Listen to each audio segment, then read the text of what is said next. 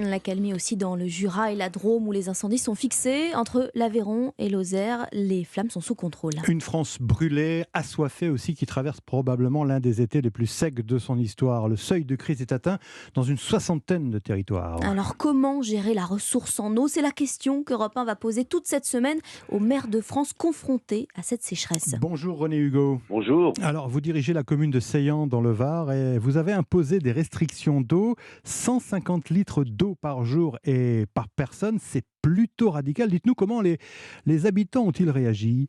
Alors, je dois dire qu'au début, ça les a un peu surpris, parce que nous étions des précurseurs assaillants.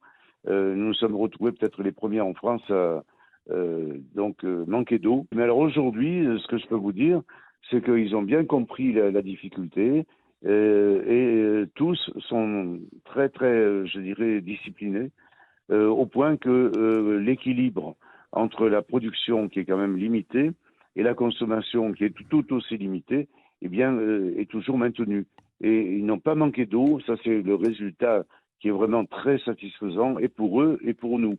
Mais en l'absence de pluie, les choses peuvent s'aggraver, et c'est ce que nous redoutons beaucoup. Alors là, qu'est-ce qui se passera en septembre? Hmm. C'est la grande interrogation et la grande incertitude. Alors justement, les températures ne vont pas redescendre tout de suite dans votre département du Var. Comment vous appréhendez les prochaines semaines?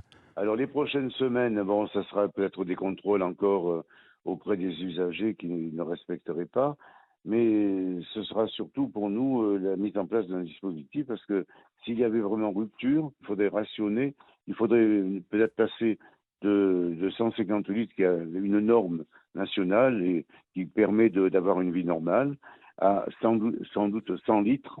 Et 100 litres, c'est peut-être un minimum. Il Hmm. faut espérer que l'eau revienne et que les choses s'équilibrent et que, partant de là, on puisse retrouver un cycle normal. Effectivement, on vous le souhaite. Merci René Hugo, maire de